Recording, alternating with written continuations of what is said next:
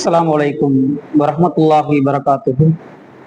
புகழும் புகழ்ச்சியும் நம்மை படைத்து பரிபாலிக்கும் ஏக இறைவன் அல்லாஹ்விற்கு மட்டும் உரியதாகும். அல்ஹம்துலில்லாஹ். கண்ணியம் நிறைந்த எல்லாம் அல்ல அல்லாஹுவின் நல்லடியார்களே, அல்லாஹ் ரப்பல் ஆலமீன் இந்த மனித சமூகத்தை படைத்து அதில் சிறந்தவர்களாகவும் சிறப்பு மிக்கவர்களாகவும்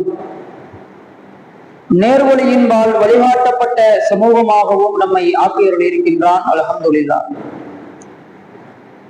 இந்த உலகத்தில் நாம் வாழக்கூடிய காலகட்டத்தில் நம்மில் ஒவ்வொருவரும் நம்முடைய வாழ்க்கையை எப்படி அமைத்துக் கொள்ள வேண்டும் என்பதையும், நம்முடைய இலக்கும் பயணமும் எதை நோக்கி இருக்க வேண்டும் என்பதையும் இறைவனும் இறைத்துவதும் மிக அழகாகவும் தெளிவாகவும் நமக்கு சொல்லி காட்டுகின்றார்கள். கண்ணியம் நிறைந்த எல்லாம் அல்ல அல்லாஹுவின் நல்லடியார்களே, அல்லாஹு ரப்பல் ஆலமீன் தன்னுடைய திருமறையிலும் நபிகள் நாயகம் ஸல்லல்லாஹு அலைஹி வஸல்லம் அவர்கள் தன்னுடைய வழிகாட்டுகளிலேயும் இந்த உலகத்தில் நாம் வாழக்கூடிய காலகட்டத்தில் நம்முடைய வாழ்க்கையை எப்படி அமைத்துக் கொள்ள வேண்டும், நாம் நம்முடைய பயணத்தை எதை நோக்கி நிலைநிறுத்த வேண்டும், அல்லாஹுடைய தூதர் சொல்லுகின்றார்கள், காலிதன் முகல்லதன் ஃபீஹா அபதன். இந்த உலகத்தில் மனிதர்களாக இறைவனால் படைக்கப்பட்ட ஒவ்வொரு நபர்களும் அவர்களுடைய இலக்காக எதை தேர்வு செய்ய வேண்டும் என்றால், எப்போதும் நிலையாக என்றென்றும் இருக்கக்கூடிய ஒரு வாழ்க்கை, அழிவில்லாத ஒரு வாழ்க்கை, முடிவில்லாத ஒரு வாழ்க்கை. இந்த வாழ்க்கையை நீங்கள் தேர்வு செய்யுங்கள்.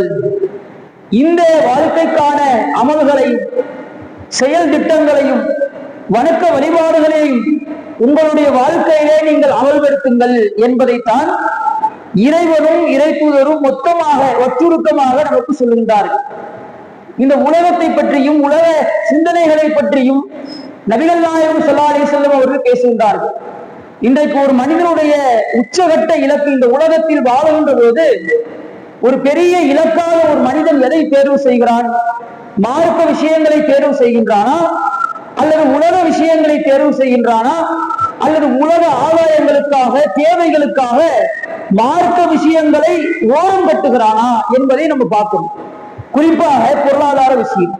இந்த பொருளாதாரத்தை பொறுத்த வரைக்கும் மனிதன் தனக்கான தேவை இதுதான், தனக்கு இறைவன் இதைத்தான் கொடுத்திருக்கின்றான், இதில் இறைவன் நமக்கான பரக்கத்தை ஏற்படுத்துவான் என்ற சிந்தனை இல்லாமல் இந்த பொருளாதாரத்தை ஒரு மனிதன் கையாளுகிறான் என்று வைத்துக் கொள்வோம். அந்த மனிதனுக்கு மறுமை வாழ்க்கை மொத்தமாக அழிஞ்சிருச்சு. அதான் உண்மை. அல்லாஹுடைய தூதர் அழகாக நமக்கு சொல்லி காட்டுகின்றார்கள், இன்ன ரிஸ்க யத்லுபுல் அபுத. ஒரு ரிஸ்க் அல்லாஹ் உங்களுக்கு படைத்து வைத்திருக்கின்றானே, அந்த ரிஸ்க் இருக்கு பாத்தீங்களா, அது உங்களை தேடி வந்து கொண்டே இருக்கும். எந்த மாதிரினா கமா எத்லுபு அஜலுபு. நீங்கள் வெறுத்தாலும் நீங்கள் விரும்பாவிட்டாலும் மரணம் உங்களை தேடி எப்படி வருகிறதோ. நம்ம போயிட்டு இருக்கோம், நம்ம என்ன நினைக்கிறோம், ஒவ்வொரு நாளையும் நாம் கடந்து போகின்றோம், நம்முடைய தேவைகளுக்காக வாழுகின்றோம், நம்முடைய சம்பாத்தியத்துக்காக வாழுகிறோம், இப்படிதான் நம்ம நினைச்சுக்கிட்டு இருக்கோம். அதான் ரசூலுல்லாஹ் என்ன சொல்றாங்கன்னா, நீ ஒவ்வொரு நாளையும் நீ கடந்து போறப்ப என்ன எதை நோக்கி போற? உன்னுடைய மரணத்தை நோக்கி நீ போற. நீ யாரும் மரணிப்பதற்கு விரும்ப மாட்டோம், யாரும் மரணத்தை அல்லாஹ்விடத்துல கேட்க மாட்டோம். ஆனால் அந்த மரணம் நம்மை வந்தடையும். இதே மாதிரி தான் உங்களுக்கென்று விதிக்கப்பட்ட அந்த ரிஸ்க் இருக்குல்ல, உங்களுக்கென்று விதிக்கப்பட்ட அந்த பொருளாதாரம் இருக்கிறது, மரணம் எப்படி உங்களை நெருங்கி வருமோ அதே போன்று இறைவனால் உங்களுக்கு விதிக்கப்பட்ட அந்த ரிஸ்க் என்பது உங்களை நெருங்கி வந்து கொண்டே இருக்கும் என்று அல்லாஹ்வுடைய தூதர் சொல்றார். இதான் இஸ்லாத்தினுடைய அடிப்படை. நமக்கான உழைப்பு போடுறோம், முயற்சியை போடுறோம், அதற்கேற்ற கூலி ஒருவர் மூலமாக நமக்கு கிடைக்கிறது என்றால் இறைவன் இதைத்தான் நமக்கு விதித்திருக்கின்றான். இந்த ரிஸ்கை வைத்து நம்ம மன திருப்தியோடு எப்படி வாழ்வது, நாம் நம்முடைய மார்க்க கடமைகளை இந்த ரிஸ்கை வச்சு எப்படி செய்யணும், இந்த மாதிரியான திட்டமிடல் தான் நமக்கு இருக்கும். ஒரு முஸ்லீமுக்கு எந்த மாதிரியான திட்டமிடல் இருக்கும்? நமக்கு ஒரு வருவாய் வருகிறது என்றால் அந்த வருவாயின் மூலமாக நம்ம என்ன அமல்களை செய்யணும், என்ன நல்ல அமல்களை மக்களுக்கு மத்தியில கொண்டு போய் சேர்க்கலாம், இந்த மாதிரியான சிந்தனை தான் ஒரு முஸ்லிமுக்கு வரணும். ஆனால் இன்றைக்கு நிலை என்ன? இன்றைக்கு பிறரை பார்த்து சூடு போட்டுக் கொள்ளக்கூடியவர்களாக நம்ம இருக்கிறோம். பாருங்க, நம்மளுடைய தகுதிக்கு அப்பாற்பட்ட விஷயங்களை இன்றைக்கு ஆசைப்படுகின்றோம். நமக்கு ஒரு பொருளாதாரம் வருது, அந்த பொருளாதாரத்தை வைத்து நல்ல முறையில நம்மளுடைய வாழ்க்கையை கொண்டு போவோம் அப்படின்ற சிந்தனை இல்லாமல் இன்றைக்கு வட்டியிலே போய் விழக்கூடிய முஸ்லிம்கள் பாக்குறோமா இல்லையா? கடல்ல போய் விழக்கூடிய முஸ்லிம்களை பாக்குறோமா இல்லையா? சமீபத்துல வேலூர்ல போய் என்ன செஞ்சாங்க? வட்டிக்கு வாங்குறாங்க. ஒரு தாயும் பிள்ளையும் வட்டிக்கு வாங்குறாங்க. அந்த வட்டியினுடைய தொகையை திரும்ப செலுத்த முடியாமல், அசலை செலுத்த முடியாமல் இஸ்லாமியர் 2 பேரும் இஸ்லாமியர்கள் அவர்கள் என்ன செய்கிறார்கள் என்றால், கடிதத்தை எழுதி வைத்து விட்டு இறைவன் தடுத்த தற்கொலையை செய்து கொள்கின்றார்கள். இதான் நிலை. நமக்கு ஆசையா இருக்கும், காசு வாங்குறப்ப, கடன் வாங்குறப்ப, வட்டிக்கு வாங்குறப்ப எல்லாம் எளிமையா கிடைக்குது. இஎம்ஐல தானே வாங்குறோம், டியூல தானே வாங்குறோம், மாசம் 2000 கட்ட மாட்டோமா, 3000 கட்ட மாட்டோமா, ஒரு 5000 கட்ட மாட்டோமா அப்படின்ற சிந்தனை நமக்கு இருக்கும். இவ்வளவு கடனையும் நம்ம வாங்கி வச்சுட்டு, இவ்வளவு வட்டியையும் நம்ம வாங்கி வச்சுட்டு, நாளைக்கு நமக்கு மவுத்து வந்து விட்டது என்றால் நம்முடைய பிள்ளைகள், நம்முடைய சந்ததிகள், நம்முடைய குடும்பத்தினர் அதை எப்படி பேஸ் பண்ணுவாங்க நம்ம யோசிக்கிறோமா? இல்லை. ஆனா அல்லாஹ்வுடைய தூதர் என்ன சொல்றாங்க? பொருளாதார பத்தின அடிப்படை சிந்தனை என்ன தெரியுமா? உனக்கு அல்லாஹ் இதைத்தான் என்று விதித்து விட்டார். இந்த பொருளாதாரம் மரணம் உன்னை எப்படி நெருங்கி வருமோ அதே மாதிரி இந்த பொருளாதாரம் உன்னை நெருங்கி வந்து கொண்டே இருக்கும் என்று அல்லாஹ்வுடைய தூதர் நமக்கு சொல்றாங்க. இன்னும் சில செய்திகள்ல அல்லாஹ்வுடைய தூதர் அழகா சொல்றாங்க, ஒரு மனுஷனுக்கு யார் தோழனா இருப்பான்? சக மனுஷன், அவனோட ஒத்த வயது உள்ள ஒரு மனிதன் தோழனாக இருப்பான், பெஸ்ட் ஃப்ரெண்டா இருப்பான். அல்லது கொஞ்சம் மூத்தவர்கள் தோழர்களாக இருப்பார்கள், அல்லது கொஞ்சம் இளையவர்கள் தோழராக இருப்பார்கள். ஆனால் அல்லாஹ்வுடைய தூதர் சொல்றாங்க, சில நபர்களுக்கு பொருளாதாரம் தோழனா இருக்குமா. ரசூலுல்லாஹ் எப்படி சொல்றாங்க பாருங்க, சில நபர்களுக்கு தோழனா என்னது? நம்ம கூடவே இருக்கிறவன். அந்த மாதிரி சில பேருக்கு பொருளாதாரமே தோழனா இருக்குன்றாங்க ரசூலுல்லாஹ். அல்லாஹ்வுடைய தூதர் சொல்றாங்க, இன்ன ஹாதல் மால ஹவ்ரத்துன் வ ஹுல்வத்துன். இந்த உலகத்தினுடைய செல்வங்கள் இருக்குதே, இந்த செல்வங்கள் எல்லாமே ரொம்ப இனிமையாக இருக்கும், ரொம்ப பசுமையாக இருக்கும், பார்ப்பதற்கு அழகாக இருக்கும், உங்களுடைய உள்ளத்தை அது தட்டி எழுப்பும், இவ்வளவும் செய்யும் இந்த பொருளாதாரம். அடுத்து ரசூலுல்லாஹ் சொல்றாங்க, முஸ்லிமின், இந்த பொருளாதாரம் ஒரு முஸ்லிமுக்கு தோழனாக இருக்குன்றாங்க ரசூலுல்லாஹ். யார் அவர் என்று அல்லாஹ்வுடைய தூதர் சொல்றப்ப, லிமன் அஹதஹு பிஹக்கிஹி, அல்லாஹ் சொன்ன சட்டத்தின் அடிப்படையில், அல்லாஹ் காட்டித்தந்த பொருளாதார கோட்பாட்டின் அடிப்படையில் ஒரு மனிதன் பொருளாதாரத்தை எடுத்துக்கொண்டான் என்றால் அந்த பொருளாதாரம் அவனுக்கு தோழனாக இருக்கும். அல்லாஹ்வுடைய தூதர் சொல்றான், அல்லாஹ்வுடைய பாதையிலே அவன் அந்த பொருளாதாரத்தை செலவு செய்வான். ஒரு எத்தாமா அனாதைகளுக்கு கொடுப்பான், ஒரு மசாக்கின் ஏழைகளுக்கு கொடுப்பான். இவ்வளவையும் ரசூலுல்லாஹ் சொல்றார். தான தர்மங்கள், தான் சம்பாதித்த செல்வங்களில் தான தர்மங்களை செய்பவர்களுக்கு அந்த பொருளாதாரம் என்பது ஒரு தோழனை போன்று இருக்கும் ரசூல் ஸல்லல்லாஹு அலைஹி வஸல்லம் அவர்கள் சொன்னது. ஆனா இன்றைக்கு பாருங்க, இந்த பொருளாதாரத்திற்காக எவ்வளவு விஷயங்களை இன்றைக்கு விடக்கூடிய ஒரு சூழல். இன்றைக்கு ஒரு லிஸ்டே போடுறாங்க. எல்லாரும் இன்றைக்கு நிறைய கேள்விகளுக்கு மத்தியில வரக்கூடிய விஷயம் என்ன தெரியுமா? அதிகமா கேட்கக்கூடிய கேள்வி, என்ன தப்பு இதுல? என்னப்பா தப்பு? என்னால முடியல, ஒரு பொருளாதாரத்தை திரட்டி ஒரு பொருளை என்னால வாங்க முடியல, நான் இஎம்ஐல வாங்குறேன், இதுல என்ன தப்பு? நான் டியூல வாங்குறேன், இதுல என்ன தப்பு? பேங்க்ல கொண்டு போய் அடமானம் வைக்கிற, இதுல என்ன தப்பு? நபிகள் நாயகம் ஸல்லல்லாஹு அலைஹி வஸல்லம் அவர்கள் எச்சரிக்கிறார். வட்டியை நோக்கி போறவர்களை, வட்டியின்பால் செல்வத்தை கொண்டு போகக்கூடிய அந்த மக்களை அல்லாஹ்வுடைய தூதர் எச்சரிக்கை செய்யறாங்களா இல்லையா? எவ்வளவு கடுமையான முறையில் நபிகள் நாயகம் ஸல்லல்லாஹு அலைஹி வஸல்லம் அவர்கள் எச்சரிக்கை செய்கிறார்கள். இந்த எச்சரிக்கையை மறந்தவர்களாக இன்றைக்கு நம்முடைய சமூக மக்களும் இன்றைக்கு இருக்கிறோம். பேங்க்ல போய் வட்டிக்கு வாங்குறோம்.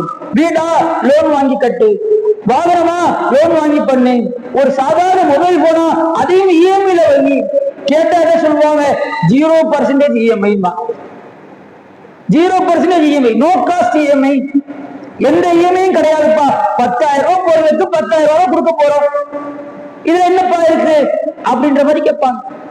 ஆனா நீங்க போய் பாருங்க, ஆர்பிஐ சொல்லுவாங்க, ரிசர்வ் பேங்க் ஆஃப் இந்தியா, அந்த ரிசர்வ் பேங்க் ஆஃப் இந்தியாவுடைய அபிஷியல் வெப்சைட்ல நீங்க பாருங்க, 0% EMI, no cost EMI type பண்ணீங்கன்னா அவங்க என்ன தெரியுமா போடுவாங்க? நாட் வேலிட்னு போடுவாங்க. இதுக்கு ஆர்பிஐ அனுமதி கொடுக்கல. ஒரு பயனாளரிடமிருந்து வங்கி மூலியமாக எந்த ஒரு தொகை பரிமாற்றம் செய்தாலும் அதற்கென்று ஒரு சார்ஜ் இருக்கணும்ன்றது RBI rules. No cost EMI கிடையாதுன்றான். ஆனா நம்ம மக்கள் என்ன செய்வோம்? நோ காஸ்ட் இஎம்ஐ சொல்றான், 0% வட்டின்றான். அதனால நான் என்ன செய்யறேன்? போய் இந்த பொருளை வாங்குறேன். இப்படி ஏமாறக்கூடியவர்களாக, வட்டியின்பால் விழக்கூடியவர்களாக, உள்ளதை கொண்டு திருப்தி அடையாத ஒரு மக்களாக இன்றைக்கு நிறைய பேர் இன்னைக்கு மாறி நிற்கக்கூடியதை நம்ம பார்க்கிறோம். நபிகள் நாயகம் ஸல்லல்லாஹு அலைஹி வஸல்லம் அவர்கள் எச்சரிக்கின்றார்கள். அல்லாஹ்வுடைய தூதர் சொல்றாங்க, யா அய்யுஹல்லதீன ஆமனு, ஈமான்தாரிகளே, லா தஅக்குலு ரிபா, ஒரு பொழுதும் வட்டியை நீங்கள் உண்ணாதீர்கள், அதை பயன்படுத்தாதீர்கள், அதை நோக்கி நீங்கள் செல்லாதீர்கள். அல்லாஹ்வுடைய தூதர் சொல்றாங்க. அது மட்டும் இல்லாம அடுத்து சொல்றாங்க, பன்மடங்காக உங்களுக்கு பணத்தை பெருக்கி தரக்கூடிய, ஓடாமல், உழைக்காமல், வேர்வை சிந்தாமல், அறிவை வச்சு யோசிக்காமல், எந்த ஒரு முயற்சியும் எடுக்காமல் உட்கார்ந்த இடத்துல இருந்து காசு எடுத்து கொடுத்துட்டு எக்ஸ்ட்ரா காசு வாங்கக்கூடிய, பன்மடங்கு உங்களுக்கு பொருளாதாரத்தை பெருக்கி தரக்கூடிய இந்த வட்டியை நீங்கள் சாப்பிடாதீர்கள். அல்லாஹ்வுடைய தூதர் எச்சரிக்கிறார்கள். இத்தகுல்லாஹ், இந்த வட்டி விஷயத்திலே அல்லாஹ்வை நீங்கள் அஞ்சு கொள்ளுங்கள், லஅல்லகும் துஃப்லிஹூன், நீங்கள் அப்போதான் வெற்றி பெறுவீர்கள்ன்றாங்க ரசூலுல்லாஹ். எவ்வளவு கடுமையான ஒரு எச்சரிக்கையை அல்லாஹ்வுடைய தூதர் நமக்கு சொல்றாங்க. அல்லாஹ் ரப்பல் ஆலமீன் திருமறை குர்ஆனில் நமக்கு பேசுகின்றான். ஆனால் இதையெல்லாம் இன்றைக்கு காதுல வாங்காம சாதாரண ஒரு மொபைல் போன், ஒரு வாகனம் அல்லது ஒரு வீடு, இதுல போய் இன்றைக்கு விழக்கூடிய மக்களாக இருக்கும். உலக ரீதியில் நமக்கு என்னங்க நன்மை? லோன் வாங்கி வீடு கட்டுறோம். உலக ரீதியில என்ன நன்மை? வெளிநாடு போனோம்னா ஒரு 3 வருஷத்துல ஒரு இடம் வாங்குவோம். மக்களுடைய மென்டாலிட்டி அப்படி. இன்னும் 2 வருஷம் இருந்துட்டு வரப்ப சொந்த வீட்டுல குடி போறதுக்கு தான் நான் வரணும்.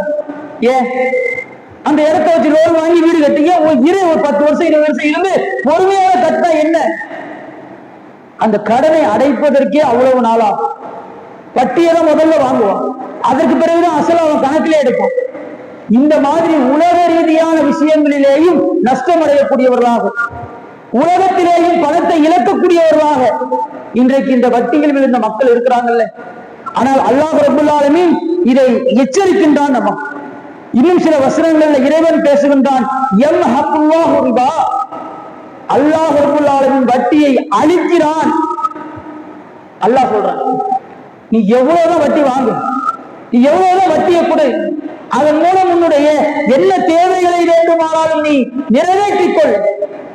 ஆனால் அந்த தேவைகள், அந்த சந்தோஷம், அந்த இன்பம் ஒரு கட்டத்திலே உன்னிடத்தில் இருந்து பறிக்கப்படுன்றான். அல்லாஹ் அதை அழிச்சிடும். வட்டி வாங்கி ஒரு விஷயத்தை நாம் செய்தோம் என்றால் அதுல பரக்கத்து இருக்காது. அல்லாஹ்வுடைய பரக்கத்து எப்படி இருக்கும்? 5 லட்சம் ரூபாய் 10 லட்சம் ரூபாய் வட்டிக்கு வாங்கி அந்த பொருளாதாரத்தை பயன்படுத்தி 50 லட்சம் ரூபாய் சம்பாதிக்கிறது பெருசு இல்ல. அல்லாஹ்வுடைய பரக்கத்து வேணும்ல. கொஞ்சோண்டு பொருளாதாரமாக இருந்தாலும், தேவையான அளவிற்கான பொருளாதாரமாக இருந்தாலும் அதிலே இறைவனுடைய பரக்கத்து நமக்கு வேறுமா இல்லையா? பணம் முக்கியமா? சேர்த்து வச்சு மாடிகளை கட்டி நல்ல பெரும் வாகனங்கள்ல வந்தாவே போறது முக்கியமா? அல்லது கொஞ்சோண்டு பொருளாதாரமாக இருந்தாலும் அதிலே இறைவனுடைய பரக்கத்து முக்கியமா? நம்ம தான் முடிவு பண்ணணும். அல்லாஹ் அதை கேட்கிறான். சதக்காவை இறைவன் வளர்க்கிறான். தர்மம் செய்க. ஏன் வட்டி கூடுற? ஏன் வட்டி வாங்குற? நீ வாங்கினாலும் கொடுத்தாலும் எழுதினாலும் சாட்சியாக இருந்தாலும் இந்த வட்டி என்பது இறைவனுக்கு அம்மன் ஜல்லிக்கு புண்ணியம் கிடையாது. ஒரு காலகட்டத்தில் இறைவன் இதை என்ன செய்து விடுவான்? அழித்து விடுவான். ஆனால் நீங்கள் செய்யக்கூடிய சதக்காக்கள், தான தர்மங்கள், இறைவனுடைய பாதையில் நீங்கள் கொடுக்கக்கூடிய இந்த பொருளாதாரங்கள், இதை அல்லாஹ் ரப்பல் ஆலமீன் பன்மடங்கு உங்களுக்கு வளர்த்து உங்களுடைய கையில கொடுப்பான். அல்லாஹ் ரப்பல் ஆலமீன் சொல்லுகின்றான்.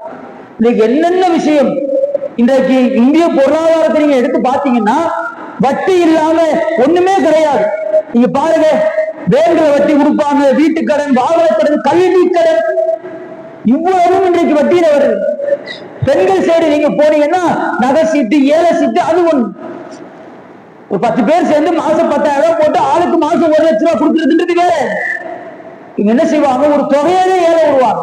ஒரு 1,00,000 இருக்கா, யார் இதை கம்மியாக ஏலத்தை கேட்கிறாங்க? ஒருத்தர் 95,000 கேட்பார், ஒருத்தர் 90,000 கேட்பார், ஒருத்தர் 85, 80, 75, 70 வரை போகும்.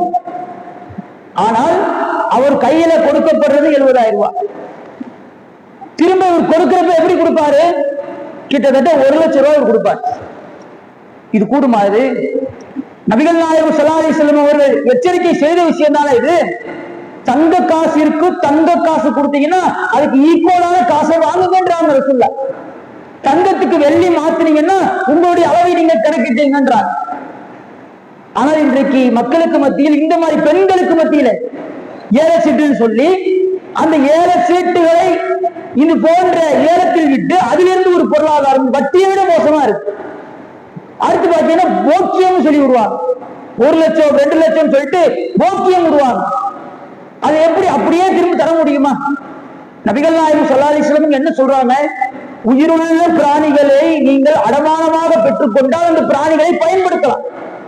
ஒட்டகத்தை ரசூலுல்லாஹ்வுடைய காலத்துல அடமானம் வைப்பாங்க, ஆடு மாடுகளை வைப்பாங்க. அந்த உயிருள்ள பிராணிகளுக்கு சாப்பாடு போடும். அதுக்கு அந்த முதலாளிக்கு வசதி இல்லாதனால அடமானம் வைக்கிறார். அப்ப சாப்பாடு போடுறதுனால அந்த ஒட்டகத்தை வாகனமாக பயன்படுத்தலாம். ஆடு மாடுகளாக இருந்தால் அதிலிருந்து பால்களை கறந்து தன்னுடைய தேவைகளுக்கு என்ன செய்யலாம், பயன்படுத்தலாம். திரும்ப அந்த பொருளாதாரம் வந்தோடனே இதை ஒப்படைக்கணும், இவ்வளவுதான். ஆனால் உயிரற்ற பொருள்களுக்கு இந்த நிலை பொருந்துமான பொருந்தாது. அப்ப இதெல்லாம் இன்றைக்கு நம்முடைய சமூகத்திற்கு மத்தியில சர்வ சாதாரணமாக நடந்து கொண்டிருக்கக்கூடியதை நம்மால் என்ன செய்ய முடிகிறது, பார்க்க முடிகிறது. அல்லாஹ் ரப்பல் ஆலமீன் யூதர்களை பற்றி பேசுகின்றான். எதனால் யூதர்கள் சபிக்கப்பட்டார்கள் அல்லாஹ் சொல்லுகின்றான். இம்மின் ஆதல் கிதாப், இந்த வேதவாசிகள் இருக்கிறார்களே யூதர்கள், இவர்கள் அல்லாஹ்வை நம்பிக்கை கொள்ளவில்லை என்றாங்க. ஏன் அல்லாஹ் ரப்பல் ஆலமீன் இவர்களை இப்படி சொல்றான்னா, அல்லாஹ் ரப்பல் ஆலமீன் இவர்களுக்கு வட்டியை தடை செய்யறான், சதக்காவை ஹலால் ஆக்குறான். நீங்க வட்டி வாங்கக்கூடாது, வட்டி கொடுக்க கூடாது. நமக்கு என்ன சட்டம் சொல்லப்பட்டதோ இதே சட்டத்தை அல்லாஹ் ரப்பல் ஆலமீன் யூதர்களுக்கு சொல்கிறான். சொன்ன பிறகு என்ன ஆகுது? அல்லாஹ் பேசுகின்றான், அந்த வட்டியை அவர்கள் வாங்கினார்கள். அல்லாஹ் சொல்றான், வாங்காதரா, இது தீமை, நாளைக்கு மறுமையில் உனக்கான தண்டனையை நான் கொடுப்பேன் என்று அல்லாஹ் சொன்ன பிறகும் பொருளாதாரத்தில் உள்ள மோகம், காசை ரொம்ப எளிமையாக ஈஸியாக உழைக்காமல் சம்பாதிக்க வேண்டும் என்ற அந்த எண்ணம் அவர்களை எதை நோக்கி நகர்த்துச்சுன்னா வட்டி வாங்க சொல்லி நகர்த்து. அல்லாஹ் பதிவு செய்கின்றான். இதை சொல்லிவிட்டு அல்லாஹ் சொல்லுகின்றான், இவர்கள் மக்களுடைய உணவுகளை, மக்களுடைய பொருளாதாரத்தை அநியாயமான முறையில இவர்கள் சாப்பிட்டார்கள் அல்லாஹ் சொல்லுவார். இதனால்தான் யூதர்கள் சபிக்கப்பட்டார். யூதர்கள் சாபம் வாங்கின காரணம் என்ன? இறைவன் தடை செய்திருக்கின்ற இந்த வட்டியை ஹலாலாக்கி மக்களுக்கு மத்தியில இந்த வட்டி தொழிலை செஞ்சுக்கிட்டு இருந்தான். இன்ன வரைக்கும் யூதர்களுக்கு அதான் தொழில். அதனால் இறைவன் என்ன செய்தான்? அவர்களை சபித்தான். அல்லாஹ் ரப்பல் ஆலமீன் சொல்லுகின்றான். இன்னொரு வசனத்துல அல்லாஹ் பொதுவாக ஒரு கருத்தை சொல்லுவான். அதை நீங்க யூத சமூகத்தோடு ஒப்பிட்டு பாருங்களேன். அந்த கருத்து எந்த அளவிற்கு அல்லாஹ் ரப்பல் ஆலமீன் ரொம்ப அழகாக பதிவு செய்யறான் பாருங்க.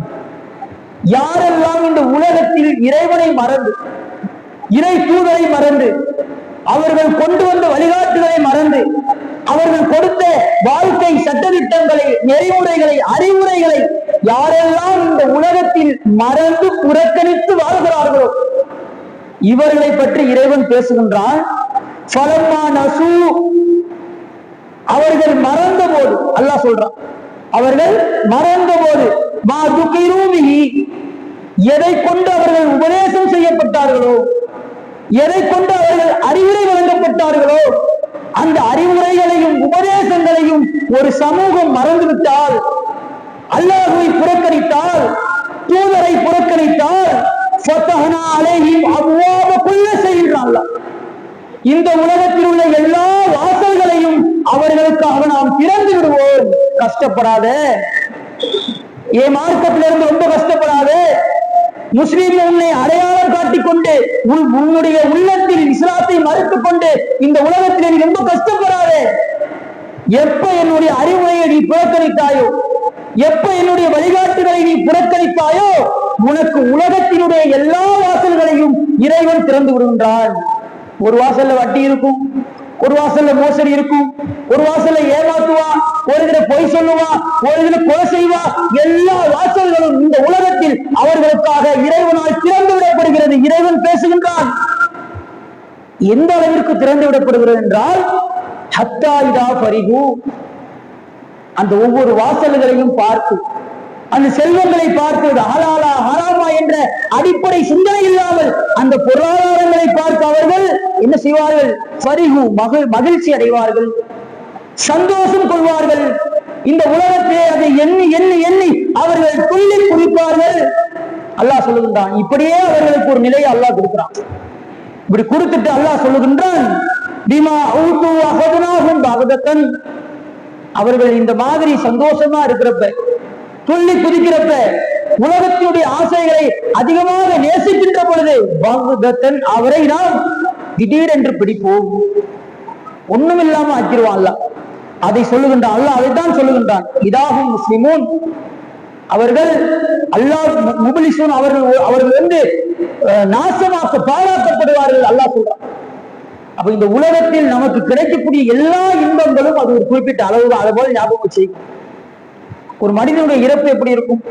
வட்டி வாங்கினவன் வாங்காதவன், பொருளாதாரத்தின் உச்சகட்டத்தில் இருக்கிறவன், அடுத்தவன் நம்மளை மதிக்கணும், பொருளாதாரம் நம்மள்ட்ட நல்லா சேரணும், நம்ம இந்த வாகனம் வச்சிருக்கணும், இப்படி ஒரு வீடு இருக்கணும், நம்ம சாப்பிடுற சாப்பாட்டினுடைய பெயர்களை சொன்னாலே எல்லாரும் மலைக்கணும், அப்பெல்லாம் ஓடிட்டு இருக்கு.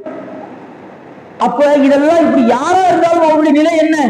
நாளைக்கு கொண்டு போய் கபர்ல அடக்கம் பண்ணிட்டா வயிற்றுல உள்ள அந்த அழுக்குகள், நஜிசுகள் எல்லாம் பாக்டீரியா வச்சு வெடிச்சு சதம் வயிற்று, அதுல இருந்து புழுக்கள் வரும். அந்த புழுக்கள் தான் இந்த உடம்புகளை சாப்பிட போகும். நம்ம எவ்வளவு அழகா இருந்தாலும், எவ்வளவு பொருளாதாரம் படைத்தவர்களாக இருந்தாலும், ஊர்ல எவ்வளவு மரியாதைக்குரியவர்களாக இருந்தாலும் நமக்கும் இதே நிலைதான். இந்த உலகத்திலே ஆக ஏழை என்று ஒருவரை நாம் சுட்டிக்காட்டினோம் என்றால் அவருக்கும் இதே நிலைதான். அப்ப இந்த உலகத்தில் நாம் வாழக்கூடிய இந்த காலகட்டத்தில் நம்முடைய வாழ்க்கை எப்படி இருக்க வேண்டும்? நம்முடைய இந்த உலக வாழ்க்கைக்கு நமக்கு பொருளாதாரம் தேவை, அதுல மாற்று கருத்து இல்லை. அது ஹலாலான முறையில நமக்கு வந்துச்சா, அல்லாஹ் அனுமதித்த முறையில், அல்லாஹ்வுடைய தூதர் வழிகாட்டு முறையில் அந்த பொருளாதாரத்தை நம்ம எடுத்தமா இல்லையா என்று நாம் யோசிக்க வேண்டும். அவ்வாறான தவறுகள் நம்மிடத்தில் இருந்தால் திருந்தி அல்லாஹ்விடத்தில் பாவ மன்னிப்பு தேடுவோம். அல்லாஹ் அருள் செய்வானாக. வாஹ்ருதவானா அல்ஹம்துலில்லாஹி ரப்பில் ஆலமீன். அஸ்ஸலாமு அலைக்கும் வரஹ்மத்துல்லாஹி வபரகாத்துஹு.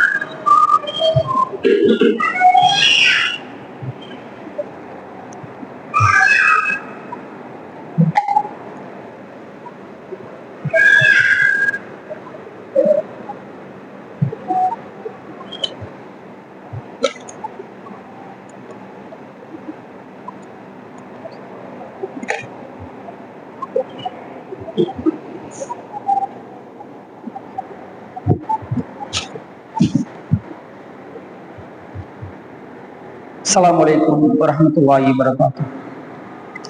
الحمد لله نحمده ونستعينه ونستغفره ونعوذ بالله من شرور أنفسنا ومن سيئات أعمالنا. من يهده الله فلا مضل له ومن يضلل فلا هادي له. أشهد أن لا إله إلا الله أشهد أن محمدا عبده ورسوله. أما بعد. கண்ணியம் நிறைந்த எல்லாம் அல்ல அல்லாஹ்வின் நல்லடியார்களே,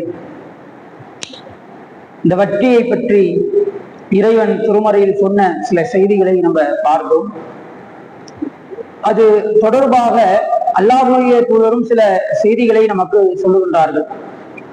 நபிகள் நாயகம் ஸல்லல்லாஹு அலைஹி வஸல்லம் அவர்கள் சொல்லுகின்றார்கள், ரசூலுல்லாஹி ஸல்லல்லாஹு அலைஹி வஸல்லம் அவர்கள் சில நபர்களை சபித்தார்கள். ரசூலுல்லாஹி ஸல்லல்லாஹு அலைஹி வஸல்லம் லஅனன்றாங்க. அல்லாஹ்வுடைய தூதர் சில நபர்களை என்ன செய்கிறாங்க? சபிக்கிறார்கள். யாரையெல்லாம் அல்லாஹ்வுடைய தூதர் சபிக்கிறார்கள் என்றால், ஆக்கிலர் ரிபா, யாரெல்லாம் வட்டியை சாப்பிடுகிறார்களோ, யார் வட்டியை வாங்கி சாப்பிடுறாங்களோ இவர்களை அல்லாஹ்வுடைய தூதர் என்ன செய்கிறார்கள்? சபிக்கின்றார்கள். மூக்கில அதை யாரெல்லாம் கொடுக்கிறார்களோ அவர்களையும் ரசூலுல்லாஹி ஸல்லல்லாஹு அலைஹி வஸல்லம் அவர்கள் நினைக்கிறாங்க சபிக்கிறார்கள். ஷாஹிதி, அந்த வட்டிக்கு யாரெல்லாம் சாட்சியாக இருக்கிறார்களோ, அவர்களையும் ரசூலுல்லாஹி ஸல்லல்லாஹு அலைஹி வஸல்லம் என்ன செய்றாங்க, சபிக்கிறார்கள். வகாதிபஹு, யாரெல்லாம் இந்த வட்டியை எழுதுகிறார்களோ அவர்களையும் ரசூலுல்லாஹி ஸல்லல்லாஹு அலைஹி வஸல்லம் என்ன செய்றாங்க, சபிக்கிறாங்க. 4 நபர்களையும் அல்லாஹ்வுடைய தூதர் சபிப்பதாக இந்த செய்தி பதிவு செய்யப்படுகின்றது. யோசிச்சு பாருங்க, இஸ்லாத்தை பொறுத்த வரைக்கும் செய்தவன் செய்யப்பட்டவன் இந்த நிலைதான் இருக்கு. ஆனா இங்க இந்த வட்டியை மட்டும் எடுத்துக்கிட்டீங்கன்னா நிறைய செய்திகள் அல்லாஹ் சொல்றான். அல்லாஹ்வுக்கும் அல்லாஹ்வுடைய தூதருக்கும் அவர்கள் போரை பிரகடனம் செய்யட்டும் அல்லாஹ் பேசுகின்றான். அதே மாதிரி ரசூலுல்லாஹ் சபிக்கிறாங்க. நீங்க வட்டியை கொடுத்தாலும் அல்லாஹ்வுடைய தூதர் சாபம் இருக்கு, அதை வாங்கினாலும் இருக்கு. இன்னைக்கு சொல்றோம்ல, என்னுடைய உறவினர்கள் போய் ஒரு பைக் வாங்குறான், நாங்க என்ன செய்யறது, கூப்பிடுறான், போய் ஒரு சாட்சி கையெழுத்து நாங்க போடுறோம், இதுல என்ன இருக்குப்பா அப்படின்னு கேட்கிறாங்க. நாங்களா கொடுக்குறோம், நாங்களா வாங்குறோம், நாங்களா எங்களுடைய பொருளாதாரத்துல வட்டியை கொடுக்க போறோம்? அதெல்லாம் ஒண்ணும் இல்லை. என்னுடைய உறவினர் கூப்பிடுறான், நாங்க போய் சைன் பண்றோம், இதுல என்னப்பா இருக்கு அப்படின்னு கேட்கிறோம். ஆனால் ரசூலுல்லாஹி ஸல்லல்லாஹு அலைஹி வஸல்லம் அவர்கள் இதை கடுமையான முறையில கண்டிக்கிறார். நீங்க வட்டி கொடுப்பவனுக்கும் அதே தண்டனை தான், வாங்குறவங்களுக்கும் அதே தண்டனை தான். இவன் இன்னாரிடம் இருந்து இவ்வளவு பணத்தை இத்தனை வட்டிக்கு வாங்கினான்னு ஒரு சாட்சியா உட்கார்ந்து இருக்காங்கல்ல, இவனுக்கும் அல்லாஹ்வுடைய தூதருடைய சாபம் இருக்கு. சிவன் இவன்கிட்ட இருந்து இவ்வளவு பணத்தை வாங்கினான்னு ஒருத்தர் எழுதுறான்ல, வட்டிக்குள்ள அந்த தொழிலை எழுதுறான் பத்தியில ஒருத்தவன், இந்த எழுதக்கூடிய நபர்களுக்கும் சாபம் இருக்கிறது என்று அல்லாஹ்வுடைய தூதர் இந்த செய்தியில் நமக்கு பதிவு செய்கின்றார்கள். இதற்கெல்லாம் மேலாக அல்லாஹ் சொல்லுகின்றான், யாரெல்லாம் வட்டியை வாங்கி உண்ணுகிறார்களோ இவர்கள் அல்லாஹுடனும் அல்லாஹ்வுடைய தூதருடனும் போரை பிரகடனம் செய்யட்டும் என்று இறைவன் இந்த வட்டி குறித்து கடுமையான முறையில நமக்கு எச்சரிக்கின்றான். இன்றைக்கு கால சூழல்கள், பொருளாதாரம் சார்ந்த நிபந்தனையற்ற வரையறைகள் இன்றைக்கு மனிதர்களை எங்க கொண்டு போய் நிப்பாட்டுதுன்னா இந்த வட்டியின் பக்கம் கொண்டு போய் நிப்பாட்டு. இன்னைக்கு வலைதளங்கள்ல ஒரு விஷயத்தை பார்க்கிறோம், எல்லாத்துக்கும் இன்னைக்கு இஎம்ஐ இதை கொண்டு வந்துட்டாங்க. எது நமக்கு தேவை, எது நமக்கு தேவையில்லை, நம்மளுடைய பொருளாதாரம் என்ன, இதை பற்றி அடிப்படை சிந்தனையற்றவர்களாக இன்றைக்கு பல மனிதர்கள் மாறிட்டாங்க. நீங்க நீயானான்னு ஒரு ஷோ இருந்துச்சு, அந்த ஷோல வட்டிக்கு இஎம்ஐல பொருள் வாங்குறவங்க அதை எதிர்க்கக்கூடிய கணவர்கள் தலைப்பு நீங்க எடுத்து பாத்தீங்கன்னா, 20,000 வட்டி வாங்கக்கூடிய ஒரு கணவர் கிட்டத்தட்ட 1,50,000 ரூபாய்க்கு ஐபோன் வாங்கின மனைவி இஎம்ஐல. சம்பந்தம் இருக்குதா? 20,000 எங்க இருக்கு, 1,50,000 எங்க இருக்கு? அப்ப இந்த மாதிரி இன்றைக்கு உலகம் என்பது அல்லாஹ் சொல்வது போன்று அது ஒரு அலங்காரம். எல்லாமே நம்மளுடைய மனசை ஈர்க்கக்கூடியதாகவும் அதை நோக்கி நம்மளை இழுக்கக்கூடியதாகவும் அதனுடைய வழிவகைகள் இன்றைக்கு மனிதர்கள் மத்தியில ரொம்ப எளிமையாக இருக்கிறதுனால இன்னைக்கு அதுல போய் விழக்கூடிய மக்களாக இருக்கின்றோம். இதை அல்லாஹ்வும் அல்லாஹ்வுடைய தூதரும் நமக்கு கடுமையான முறையில எச்சரிக்கிறாங்க, தடை செய்யறாங்க. அல்லாஹ்வும் அல்லாஹ்வுடைய தூதருடைய சாபம் இருக்கிறது, இறைவன் நம்மோடு போர் செய்கிறான் என்றெல்லாம் அல்லாஹ்வுடைய தூதர் எச்சரிக்கிறாங்க. எனவே இது போன்ற செயல்களிலிருந்து விலகி இருப்போம். இதில் இருக்கக்கூடிய மக்களுக்கு இந்த செய்தியை எடுத்துரைப்போம். அல்லாஹ் அருள் செய்வானாக. வாகர்தவனாக அல்ஹம்துலில்லாஹி ரப்பில் ஆலமீன். அஸ்ஸலாமு அலைக்கும் வரஹ்மத்துல்லாஹி வபரகாத்துஹு.